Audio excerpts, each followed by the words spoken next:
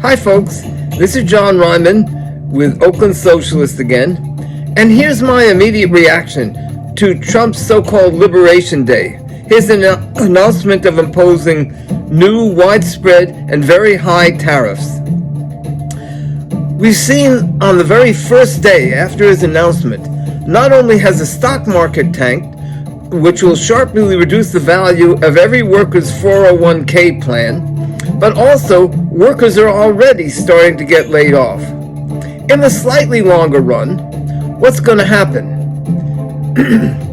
is that producers here in the United States are going to start raising their prices.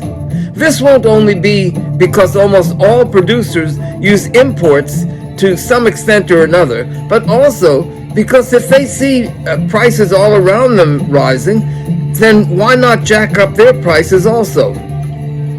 That is exactly what happened in early 2021 when world trade declined as a result of COVID and prices shot up here in this country, and is going to happen again. Now, in the longer term, as layoffs increase, and incidentally, all of this will put workers' pension plans at risk. As workers get laid off, there will be a decline in demand. So what you're going to see at best is a return to what they call stagflation. This was what happened at the end of the 1970s when the Consumer Price Index showed double-digit inflation, and also while we had high unemployment. Now, Trump claims that when foreign manufacturers are priced out of the U.S. market due to tariffs, that there will be a boom in investment domestically, and U.S. workers will flourish, the job market will increase. But if there is weak or declining demand because of high unemployment, then why would manufacturers increase manufacturing capacity here in the United States? Now there's also another issue.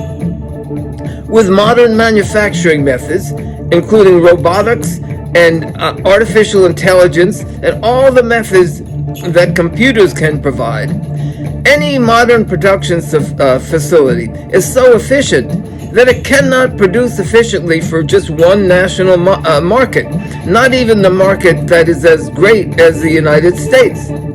So that will be another inhibition against increasing production here in the United States or anywhere else in the world for that matter. No, there are some who will benefit, and that's Trump and his gang of cronies.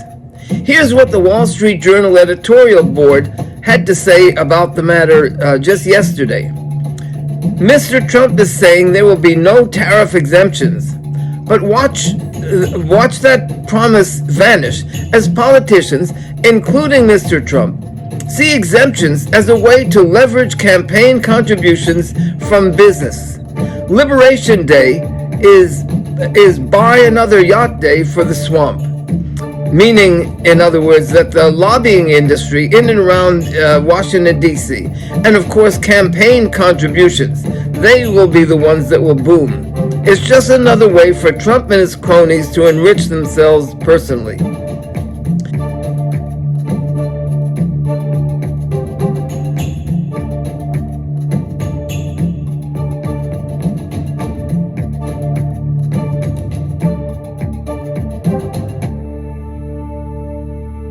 And we had better watch out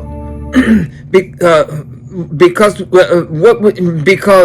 we know that in 2020, after Trump lost the elections, he wanted to declare martial law and call out the Army and or the National Guard in order to cancel those election results. It was only his own cabinet members who prevented him from doing this. This time, he has a cabinet and other appointees who are entirely 100% subservient to him, as is his entire party. This party, of course, controls both branches of Congress and pretty much controls the Supreme Court. So as an economic crisis mounts here at home, and Trump's popularity plunges, it is almost certain that he will turn to additional scapegoating where he can, and also additional repression, including attempting to cancel future elections should he feel that is necessary to preserve his money and his power. The Democrats have proven that they will not really stand up to Trump. So it's up to organize. Get out there in the streets, in the workplaces, and in our own unions. Don't allow Trump and MAGA to divide us and make it impossible for Trump to completely crush all our democratic rights. I will be having a lot more on this on my blog, including the same tariff strategy, economic nationalism, how that worked out for other countries around the world in the 1980s. See oaklandsocialist.com.